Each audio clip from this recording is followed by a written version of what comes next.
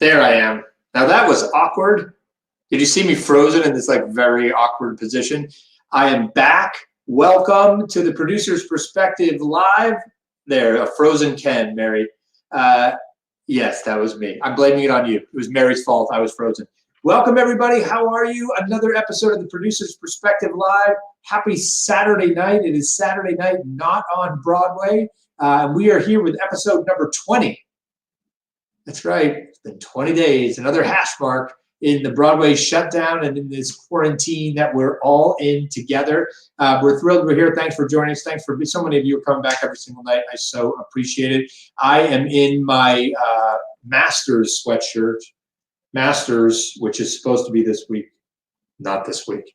Also, Easter weekend, Holy Week this week. Hope you're getting time to, everyone's hunkered down, sequestered with a lot of their family. Hope you're enjoying that time. Today we have a very, very special guest. Boy, you're in for a very unique perspective here. A superstar in the marketing world, Mr. Damian Bazadona, the founder, the head of Situation Interactive. Never heard of it? Yes, you have. They are one of the leading, if not the leading digital agencies on Broadway. We're talking Dear Evan Hansen, Jagged Little Pill, Mean Girls, Wicked, Anastasia, Beautiful, the Super Bowl. That's right. The guy that you're about to meet has helped market the Super Bowl all online. He was, I don't know, he could probably tell. I'm just going to make this up if it's not true. The first digital agency on Broadway. But it's much more about social media and analytics with this guy. He just has a mind for marketing live events. He's going to tell us his perspective, what he's seeing online, and what he sees in the future. Don't forget why we're here. We're here for the Actors Fund. The head of the Actors Fund actually just sent me this incredible email thanking us and thanking all of you for everything you're doing. And actually, I think he agreed to come on. So he's going to do a guest spot at an upcoming episode for us. Don't forget, we're also here to remind you to stay home, stay safe, I screwed it again. I screwed it up again. Stay safe, stay healthy, and stay home. I am in a hat again tonight. This is partly because it is a golf weekend, also because my hair is getting a little shaggy, as is yours. I was just reading an article. I'm always interested in the business applications of lifestyle changes. You know how toilet paper was like on the rise that first week? Or like it was hand sanitizer, and then toilet paper sales skyrocketed. You know what else is skyrocketing right now? Hair clippers. If you are a hair clipper salesperson, you are just killing it online right now. Killing it. Hair dye, hair clippers, YouTube videos of how to cut your hair, who like previously had like 7 views, now have like 17 million views. So that's next. So here's the business application. If haircuts are right now, think about what people are going to be Googling in 2 weeks and buying in 2 weeks. Think about that. Actually, I bet Damian has some ideas. We'll get to him in a minute. Don't forget, tomorrow night, Easter Sunday, our Godspell reunion. Cast of 2011, the Godspell cast. Look at all these incredible people joining us tomorrow night. We've decided to do it in a very fun, bit of a random game showy type of way. You're in for a real treat. Come up with questions and answer them. Or ask them and they'll answer them for. We got George Salazar, Nick Blameyer, Morgan James, all these incredible people that I've watched rise over the years. They're going to be here tomorrow on Easter Sunday, so celebrate your Easter with us.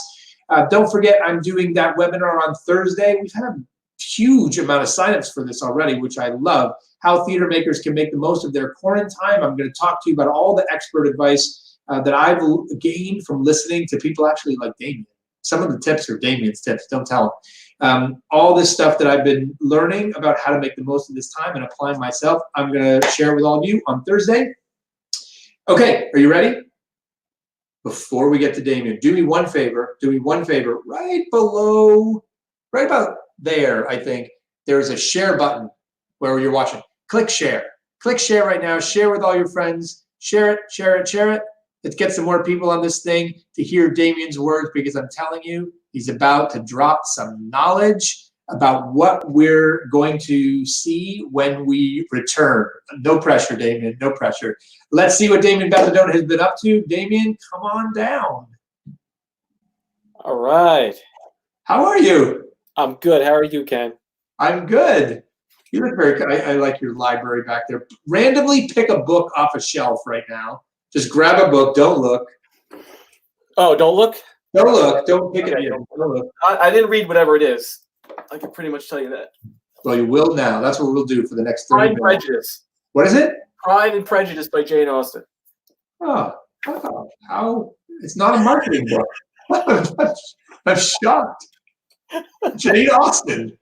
You're a Jane Austen. You're a closet Jane Austen. We're learning all about people during this lockdown that we never knew before.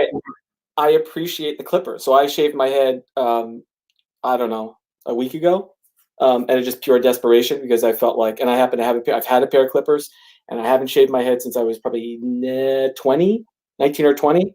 And my wife was kind enough to help me shave it. And oddly enough, she had helped me shave my head 20 years when I first started dating her many years ago. So I'd like to say it was nice and romantic, but she was not happy about the whole situation. But now I have a shaved head. It's exciting. Well, it'll grow out in time. By the time we see anybody again, that's what I keep saying, right? Do whatever you want, honey, because it's going to be whatever. In 4 weeks, we'll still be stuck here. So let's just go off that little riff I was just doing. Yeah. Hand sanitizer, toilet paper, hair clippers. What do you think is the next thing that human beings are going to have to figure out for ourselves as we're locked down? I think it's going to get more into information about. I think because I think there's going to be a lot of disinformation as they start to talk about what the onboarding of the economy looks like. Mm-hmm. Like I think there's going to be a ton of misinformation. So I think part of it is just going to be the kind of the search for what am I supposed to be doing as regulations begin to change? Because I would imagine there's going to be a little bit of tension between the federal and state governments of the localized rules, what people are going to have to do, what you should be doing, what does social distancing mean at a state level, and I'm not convinced that that's going to go smooth. So it'll be interesting to see how that that to me is going to be interesting. And where is the housing of information for that? Like, what is the when this all started happening, people looked to the CDC for information as like the core central point of, well, what do we do? What are the travel restrictions? I remember that whole in the very beginning was like really scary. Like, what are we going to do? And you isolate there. I think as this has gone on, people have had a stronger relationship with their local government as their local officials. Just in New York, we've got Cuomo is just a much bigger figure than he was prior to this. Yeah. So I just going to be interesting. To me, that's going to be the next wave as they start figuring out what the next steps are. You already saw it today when de Blasio said schools are open and Cuomo's like, so that to me, that's going to be that's where I think a lot of things are going. And plus, and if they are, and then you could, I think of, I've got a 10 and a 7-year-old and we're homeschooling right now. And now we are prepared. We're assuming they're going to close the schools for the rest of the year. And so there's going to be a next wave of really, what does that mean for another 2 months? There's going to be a big surge in now I need to figure out what does the longevity of homeschooling look like, not just a couple of weeks. So I don't know. Do you think any of the changes, how many of these changes do you think will cement themselves a bit and become more permanent? Like, do you think we see a real increase in homeschooling period over the next couple of years? Because people are like, you know what, we pulled that off for a couple of months. Or remote workers. I mean, would you ever think would this? You're a business owner. Yeah. Would you ever be like, shit, I'm paying a ton of rent. Maybe we survived a couple of months. Everyone, let's just go remote. This is definitely going to change. It's just definitely going to change people's behavior because it's over a long period of time. So anytime you put someone in a unique environment in a very long period of time, that is the recipe for changing behavior. It's not just like a blip. And so what that looks like, I don't really know. But I'll tell you. So I've got roughly, think of my entire staff. When this all happened, how quickly we went from everyone into an office to everyone working remotely. Now, as a company, we've always had an unlimited work from home policy. A lot of people have worked from home for a long period of time, and we have an infrastructure that we've sort of built for it. But never in a million years would I be taking 80 employees and in the course of a week make everyone work remotely to operate the company at the speed in which we did. My team is incredible, truly incredible. And you get a chance to see who's got what during pressure cooker hours. And my team is just. I'm in awe how smooth at the end of the day, how smooth it went. It's extremely impressive. What's the one specific, like the best practice that you can say for doing that? Do you have is there a weekly full staff meeting? Are you on Slack? Yeah, that's a good question. So we use Zoom, but I would say that to me, it's frequency of communication and consistency of discussing timing right now. Because I think right now, anytime you're in, like, we're living in, like, this is clearly uncertain times. No one knows, no one has any real idea of what does this look like over an elongated period of time. And so there's a lot of uncertainty. So with that uncertainty, it's hard to give people concrete answers, right? So a lot of people, a lot of questions. Their lives are being impacted personally, financially, their health, all that type of stuff. And a lot of questions come to me as the business owner.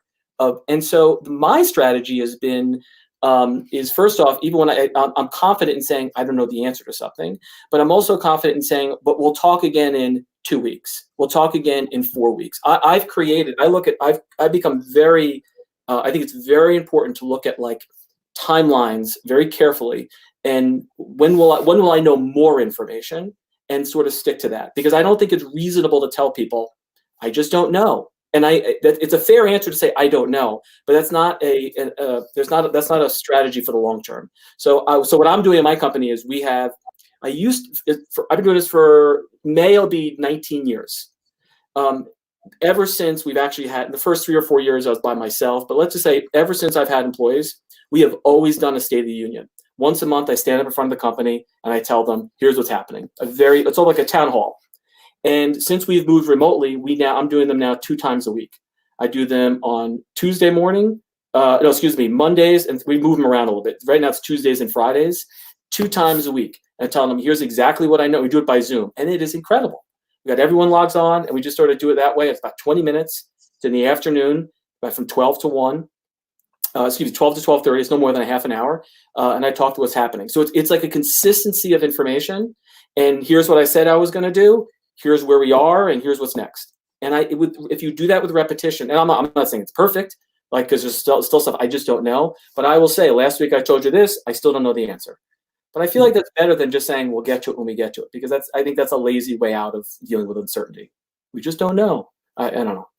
So tell me now, let's switch gears, because you're running a company, but you're also running a whole bunch the marketing for shows. So these shows grind to a halt, right? Word of mouth is the #1 thing that keeps these things going.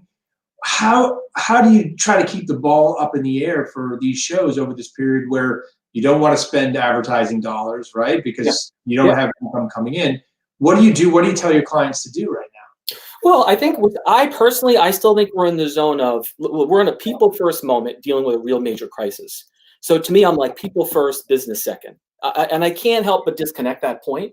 I mean, we've got people out of work. We've got people, like, dying in hospitals right now. There's a lot of bad things happening, and we all know people that are interconnected to that. And there's people putting their lives on the line, people on the front lines so there's just so much stuff happening right now that the idea of thinking of it from a business or marketing perspective, I think is extremely, I'm not going to say not possible, but not the core focus of our conversations right now, particularly in the Broadway business. Because the Broadway business, we don't know what the timeline. We don't even know when our revenue streams turn back on. What we do know, I do think, if you think of the people who run Broadway shows and the producers, you're the CEO of an organization. And in these moments, it's about your people. It's about everyone that's associated with that production, their well-being, that they feel like they're being engaged, that they're being heard, that they're being supported, like playing the role of that. What is our role in the community? Being a good Samaritan in the community and doing our part. I think we are clearly in that zone right now of that's where our efforts, our superpowers as an industry, what are we doing to help people? Because the marketing, I don't even know what I'd be saying to people. And naturally, there are some moments, clearly, we've got amazing talent. So you'll see, we've created music videos, we're doing live events, there's stuff happening. But to me, I'm really in the path of right now, it's like, help people. We're really good at that, Broadway. And the creative capacity right now is needed. So that's where, so in the now moment, I'm talking to a lot of shows, and look, even the shows themselves are dealing, as you can imagine, with a tremendous amount of uncertainty. What does this begin to look like? And we could talk about the uncertainty of when is it okay to start thinking and talking about marketing? Because even if you don't agree with my premise of people first and we got to get to business, there is a practical side that says consumers don't necessarily want to hear us in that context. No. That's part one. Then the second part to it is like, obviously, when realistically will we be allowed to have shows performing? And then the third part is, well, when do consumers want to come back? Like those three core layers of uncertainty that are baked into that. And so there's just so much in the unknown right now. And again, this is what I was saying, when you don't really know what's ahead of you, start to thinking about natural timelines, like create artificial timelines of when will I know more information? Because when I'm going to know more information, okay, then we'll readdress it at that moment. But until then, let's do what we can do right now. I'm big in the camp of like, don't just sit there. That's my biggest issue. If either do something for your business, do something for the community, do something for your people. I don't think it's healthy to do nothing. I really don't. I think doing something, engaging people, call whatever that looks like. I'm not saying be marketing, but be a CEO, do stuff within the community. I think it's important. Be active. Right. Yeah. So if you can't do something for your company, just help people, be of service. Right? Yeah. It's amazingly talented people that, and I know it's tricky. There's so many, it's very tricky. I know it's tricky for a lot of folks, but yeah. So what do you think when we do turn the lights back on Broadway? Are you a proponent of what I'm calling now the theme park, like opening of a theme park in the morning, 10 o'clock, all the rides are open, or a staggered approach to we let some rides open before others? And when do you think's best? I don't know. I really don't know, to be honest with you. And it's hard because I'm looking at a fair amount of research right now on an ongoing basis. I've been looking at it for weeks. So this happened on my birthday. My birthday is March 12th. So when it was literally, it was just like when Broadway, I took a screenshot. It was like Broadway closes, Disneyland closes. So I remember it kind of vividly. And I've been watching it on a week-to-week basis, essentially asking with a few different research partners the fundamental question of, when do consumers think, we ask them, when do you think we're going to be back? Like, when would you want to go see a show? And then you ask people in the industry, when do you think we're going to be back? You take the consumer side, you take the business side. And there's clearly a gap, right? The business side thinks we're going to be back sooner than the consumers think they're going to come back, right? So I think that I'm looking at the delta. Like if you look at how that changes, how that's going to change over time, that's the change I'm looking at. So, in spirit, like I think you're going to, in spirit, my heart tells me you want the industry to come back together at one moment in time. Mm-hmm. And because I feel like that's at the very nature of we are a community, we are a family, we're in this together. And if you look statistically speaking, over past 15 or so years of Broadway, the numbers are the same. We are interlinked. You can put any show you want in. At the end of the day, overall attendance for the industry is reasonably the same year on year on year on year. We're an industry. We're all tied to each other. So it feels to me like it's kind of, we all come back at the same time. But with that being said, I'm a data nerd. So I'm watching the delta and the change of that. And I'm still not convinced. I saw research. Everyone's forwarding me these research surveys, studies right now, saying consumers are, someone sent me one today, 44% less likely to attend live events like they did in the past. And I'm saying to myself, you're talking to people in trauma right now, right? So like, it's just, we're just so in it right now that nothing that I'm seeing matters. Now, if they ask me that same question next week, that if I get the same research next week and next week and next week and next week, and I don't see it moving at all, well, that's kind of interesting to me. And so you got to look at the data over time. So I don't know. It's so premature at this point. Now, what I'm just most interested in is, what does this look like 2, 3, 4 weeks down the road in New York? So one is eyeing New York, and then eyeing the spikes of the rest of the country. That's like clearly the next one is saying, are we going to continue down the trend? And then there's clearly like second moment, what's happening globally. There's all like, so I don't know, I'm babbling, but there's just not enough information yet to even guess. There's just not enough information to guess. And I've been doing the same thing. I've been doing a lot of talking and just talking to myself. And then I always get to the same conclusion of, never in a million years could we have imagined this. I've imagined a lot of different scenarios. Yeah, I agree. I've always said, people always ask me, like, what do you think anything will change the business model of Broadway or all this stuff? And I'm like, the only thing that would be a dark time on Broadway, I used to say. And with the business the way it is, I don't think there's anything that makes that happen except one thing: a terrorist attack in New York City would be the only thing that, and that's not what brought us down, which is amazing to me. We're going to see the longest. We've never seen anything like this. Just totally unprecedented. So this research that you're seeing, tell us just a little bit about the process. You look at what I've always enjoyed about you is you don't just look at our industry, you look at other industries. What are you hearing from Major League Baseball, sports, concerts, museums, any of the other stuff? Is it, do you think it's similar to us? Will it be? Yeah, it's hard to really. There. Yes, I'd say it's similar, and I think that I'd say maybe the slight difference of the question is they seem to be having more onboarding conversations of what does a revised idea of a live event look like. You know, practicing social distancing literally within physical spaces. So you have an arena, it's outdoors. You can do a little bit more spread. So there's a little bit more conversations of a different type of onboarding plan that I think Broadway would struggle with dealing with just by the no fans, right? Like a game with no fans. Yeah, they have different options.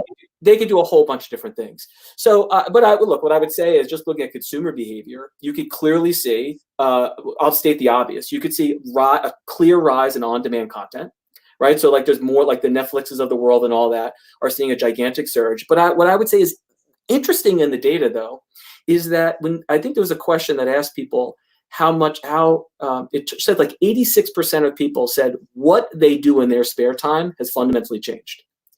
And so when you think about that, I feel like we're in this moment where people are more open-minded to new ideas and new things and new passions. So I think what's happening in this moment, which is an opportunity for the Broadway industry in many respects, is to kind of introduce people into the world of musical theater, Broadway theater, even theater in our local communities through online content that these things even exist. So a lot of the research I'm just seeing is like from a consumer perspective, they're clearly more interested. Consumers are very interested in open to exploring new things. So you could see it in like there's fitness content, then there's like cooking content, and then there's like self-help content. You could see rises 40, 50, 60% rises in video consumption of what's happening there. So I'd say that's a huge trend that's happening.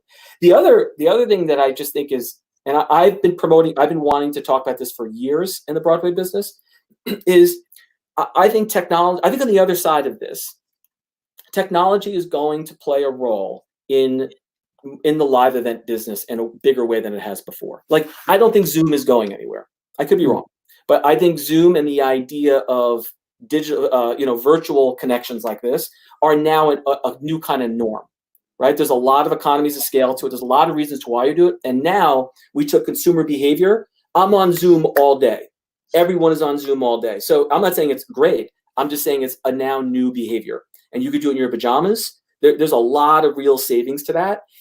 That's incredible. You have done 20 podcasts, 20 of these, which I admire so much on so many levels. You and Mary have been doing them remotely 20 times. That's impressive, right? And think of the infrastructure costs of that are minimal. So I'm sorry. So I'm stop rambling. But the idea of like this next phase, we need the creative people, these remarkable creative talent, the directors, the artists, the writers. We want them to come a little bit more into the virtual world, to begin thinking about how can content in the theater business begin to be made for interactivity on digital screens in inventive ways. The failure to date is that we've been taking stuff that belongs on a stage, that's been directed for the beauty of the live magic that happens in a stage, you're going, oh my God, and throwing it on a TV screen. And Netflix will crush us in that space. That's not what we're good at. But you've taken these highly creative people who've made something for a certain environment, and then a bunch of marketers that said, let's put that on a screen. And it's just like, that's not what it is. And so on the other side of this, I think that there is an enormous opportunity for producing and thinking about original content with this amazing creative capacity of folks, of theater makers, of what can that look like on screens in different ways that live side by side with the live experience. It's not like when everyone goes, oh, is digital or live events dead? No, live events are going to come back. No. But is there, it's just almost like we are a fairly small business, dollars wise. And all of a sudden you go, well, think of all the other potential and opportunity there.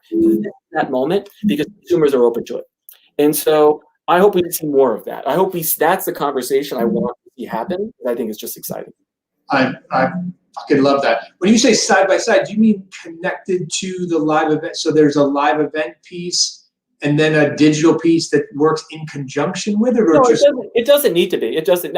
Yeah, sure, it could be that. You could imagine extension pieces of content where the characters come to life in different ways. I'm just saying in general, there could be two separate tracks. When we say live theater, it's like, well, what could live theater mean? I admired I think National Theater's always done a really nice job. I don't know if anyone saw One Man, Two Governors. They created it for that platform, and we have to think of all these different these are just different platforms. There's social platforms, so you have to create for a social platform. There's you know what I mean? Like there's on-demand services. So and on-demand services have a big role. There are excellent on-demand services, but that's one component of it. And the canvas is just different. I hate when we demonize the technology side. It's crazy. Technology is now like a utility. It's like air. We are all interconnected. And so it's not meant to replace live. Live is magical. Like it's just a different thing. And so I don't know. Yeah. Hey, listen, streaming Daddy Longlings was the most amazing thing I ever did because one, we successfully got an audience to it. Two, I was in the lobby watching it on the live stream, and then I walked into the theater and watched it live and said, "Oh, we have nothing to worry about. Yeah. Nothing, like the screen version will never replace the live." And the National Theater is a perfect example. They've been doing this for a long time. They are doing it. It's marketing and branding the institution. Yeah. It's not selling individual shows. That's what it's about. So, yeah, that's why it will never take off. Amazing. What else have you been doing with your time? What non-theater things have you been doing with your time? What non-marketing things have you been? You said we're doing different things in our off time than usual. What have you been up to? Yeah, I'm just trying to think of what the other. Well, first off, again, it's like just taking care. I'm trying to take care of my people and just deal with my own company. This has been difficult on us, right? So you can imagine all of a sudden. So a majority of our business, I do a lot of work on Broadway, but I also do a lot of work with, BAM, Guggenheim, Empire State Building, New York. We have a lot of clients in other live event categories. And then a big part of us, which has kept us busy, is we do a lot of work in the cause space. Meals on Wheels, No Kid Hungry. We work on some pretty amazing nonprofit brands that are having a profound impact on people's lives right now. And I'm proud to work on that type of stuff. So it's like in this moment where nothing else is happening, at least we're taking our efforts and we're going to cause-related businesses in pretty impactful ways, which I think is pretty cool. But just trying to work with my team and keep everyone just, moving forward. It's extraordinarily difficult because you're in the face of there's a lot of really bad things are happening to really good people right now. Mm-hmm. And it's just horrible. You sit there, you're watching this, and I'm just trying to to move forward. And whether that means the move forward of helping people, move forward and moving the conversation forward. That's why I love these conversations you're having online. I think it's great, conversing and talking and engaging, but you got to just move forward and look at what is it and not, and what could the business look like on the other side? What could Broadway look on the other side? That is an exciting idea with some amazing, there's no other industry I work in where the creative capacity is as high. Some incredible actors and artists, and we need to get them. There's just opportunity in it. We just got to figure it out. I love it. Your positivity, intelligence, and passion has always been so infectious and so inspiring to me. So thank you for that. And if any of you need to know what kind of guy Damian is, if you go to his website right now, it's just situationinteractive.com, right? That's what it is. We're going to throw that in there, Situation Interactive. Go there. You know what's on his homepage? Give to these two causes. That's it. And this is why you're a leader in the space, because it's not just about you, it's about other people. And I'm so thankful that you're here tonight. So thanks for being here, and thanks for being such a leader in our space in so many ways. Thank you. We'll see you very, very soon. And I'll talk to you on Monday. All right. Good. All right. I'll see you guys. Thank you, Ken, again. Right. Thank you for doing this. I appreciate it. I'll see you. My pleasure. Bye. Damian Bazadona, everyone. I have a feeling you got some good nuggets there of information. He's an amazing guy, very, very smart. If you get him on one of your shows, you're a very, very lucky person. So that's our Saturday night on Broadway, a real in-depth marketing discussion about what's to come for us. What's to come for this live stream tomorrow night? Very special. Godspell in the house tomorrow night. We are reuniting the Godspell crew April 12th tomorrow, Easter Sunday. So wear Easter Bunny ears if you want. I'll look around and see if I have any. We'll see if any of the cast members wear them. Who knows what they will. So that you can get a reminder and then share that sucker, will you? Share, share, share, share, share. We want to get a big turnout for this group. And the more people that turn out, the more people that donate to the Actors Fund. So please share with all your friends. Let's get a big turnout tomorrow. Don't forget to stay safe, stay healthy, and stay home. I got it right. Got it right. Thank you for that. And lastly, let's go right to something to smile about, shall we? Something to smile about. No, something to make you smile. Brett Shuford. Do you know Brett Shuford? If you don't, you should. Very, very smart, intelligent, passionate, inspiring actor. He's a coach as well. He does lots of really cool stuff. Follow him on social media. He did a parody video. It's Disney villains in real life singing Royals by Lord. I mean, this just goes perfectly to what Damian was saying. But we have so many creative people. This is what our creative people are doing right now. What they are doing, they're making us smile. So go to theproducersperspective.com/smile. We're gonna throw the link up in the comments. Go check that out. Watch that before you put your head on the pillow, and you will go to bed dreaming of very good things. And hopefully the Easter Bunny will come and leave you something. Stay safe, everybody. Thanks for tuning in. We'll see you tomorrow night with the Cast of Godspell.